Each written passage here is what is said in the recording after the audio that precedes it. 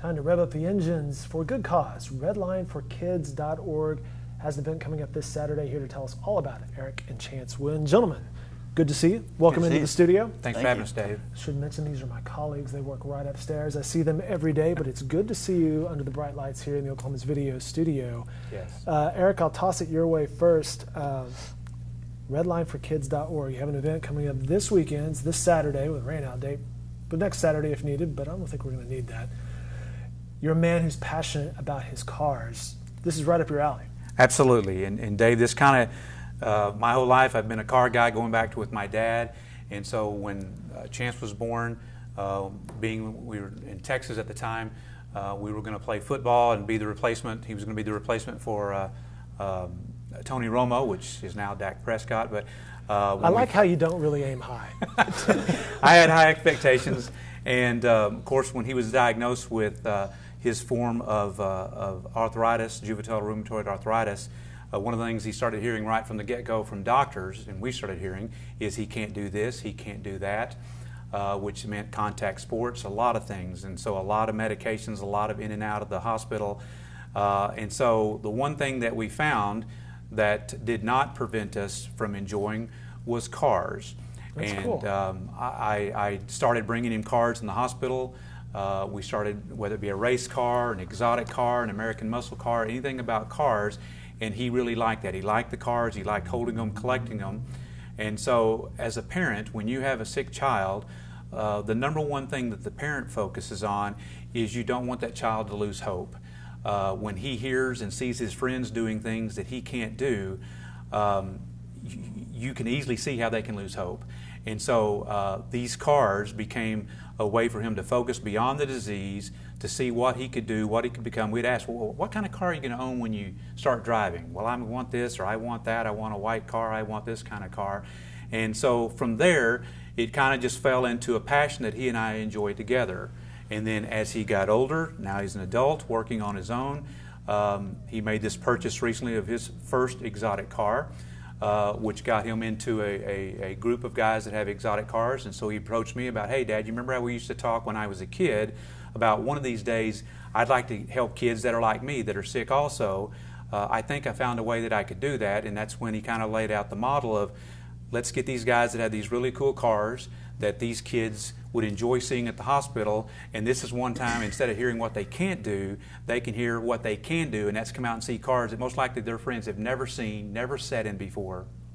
But most of us have not sat in these type of cars. Absolutely. You know, hope is such a big deal. You know, whether you're really sick or just marginally sick, keeping hope is such a big deal.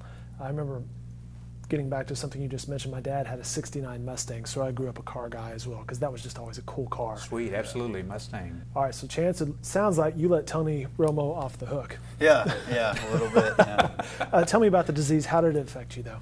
I got diagnosed when I was 4, and I have the rarest form of juvenile rheumatoid arthritis. It's systemic onset, so it's very rare. And spent a lot of time in and out of the hospital. So you're like, just my luck, a rare. Yes, yeah. So yeah, I spent a lot of my time in the hospital, which is not fun for any kid. And there's not much to do. So I mean, like, you just want something to get your mind off of it, something to go do, get you out of the room, and stuff like that. Did you like cars, or was this just something to humor your dad? Oh no, I've always liked cars. Oh, yeah, okay. He does play a big part into that, helping me get that strong passion for them. But yeah, something I really enjoyed.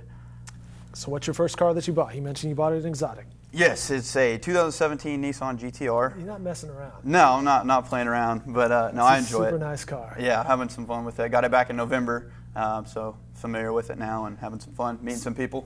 So the idea, and let's get into the people that you've met, the idea, super cool cars, kids, hope, all that. Explain the event and kind of your goal for this. Yeah, so I mean, if there would have been something like this around when I was in the hospital, that would have been, I'd had a great time. Like, that's just right up my alley. So we wanted to do something that, like I said, gets the kids out of the room, gives them something to do, gets the parents, everybody involved, because, you know, the parents just want to see their kid happy, sure, having a good time.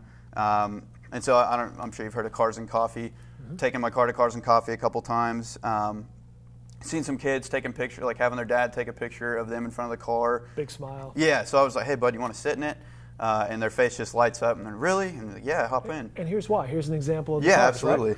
Right? So they, as you can imagine, that's a big deal for them to get to do. So that's kind of what we want to do, get their faces to light up and have a good time. There's your car right there. Right? Yes, there she is.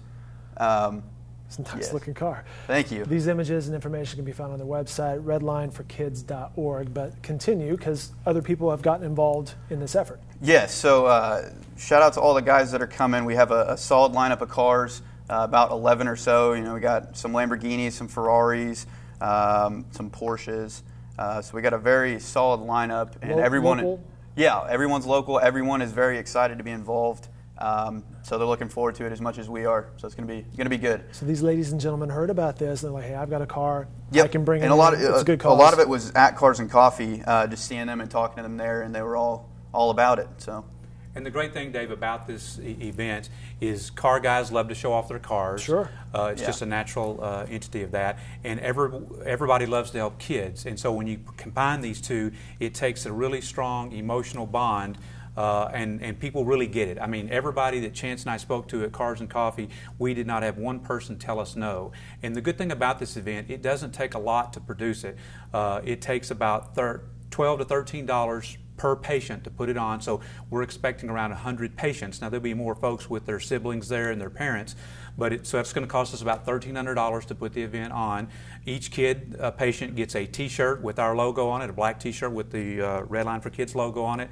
They get a little Hot Wheel car just to kind of start off their collection, as I did with Chance. And this is probably the coolest part. They'll get a set of cards that has a card for each car that's going to be at the event. And it tells a little bit about the motor, how fast it'll go, 0 to 60. So it's something they can keep, put it in their room in the hotel, or at the hospital rather, take it home. So it really personalizes the event. They'll also get a Redline4Kids.org wristband to wear. Cool. And the beauty about this, it's all volunteer driven. The guys with the cars are volunteers. I've got about 7 friends that are going to volunteer to kind of work the table to get all the stuff to the kids and make sure everything's done correctly and make it smooth. It's only about 2 hours on a Saturday. And the hospital, Sarah Jacobs, who's the director there that we've met with and put this deal together with, she said the one thing they struggle with is things to do for boys. It seems like, and girls like cars too, don't get me wrong, I don't want to get into that, but boys and girls both like cars, but they struggle with things to get boys off their mind being in the hospital. And so they thought this would be probably one of their biggest events that they do, and it's right in a wheelhouse of where they needed help. And they're very open with the other markets that Children's affiliated with across the United States. Chance's goal is to roll this out nationally, and they're willing to help us do that. And the beauty about it, there's car guys in every city that would love to do this. And so our goal is to roll this out in every city that we can.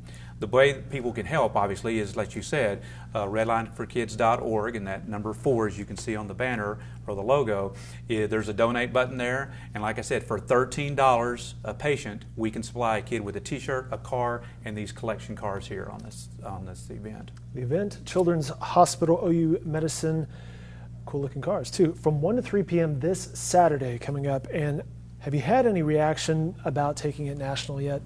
Yeah, there's actually been a guy from Omaha. 2 people now, yes. Yeah, a couple people reaching out saying they'd like to start something up in their city, which I think is incredible considering we haven't had the first event yet.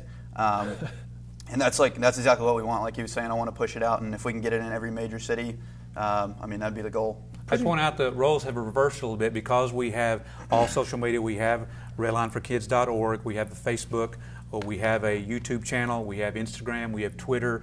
We'll have a Snapchat screen available that day of. Yeah, but my son, who's the founder and CEO of this, reprimanded me early on because I was going out on social media with stuff ahead of when I was supposed to. So I've been banned from that until after the event when we have content to put up there. We want to thank you guys here at the Oklahoma Media Company for helping us with content and stuff as well, because we're really excited about this. The one last test in all this is answering this question: do kids still like cars?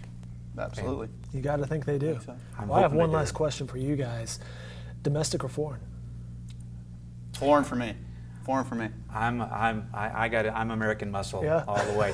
I ask him when I see a Lamborghini, what kind is that? Is it a Gallardo, a Huracan, whatever, an Aventador? But when it comes to America, I can tell you a Mustang, I can tell you a Camaro, I can tell you a Mopar, but this is a different league for me. Good stuff. You can help out again. The event is this Saturday, Children's Hospital OU Medicine, 1 to 3 p.m. on Saturday. Redline4Kids.org is the website. Gentlemen, thank you for your time. Thanks so you, much. Best of luck. Thank you. Thank you.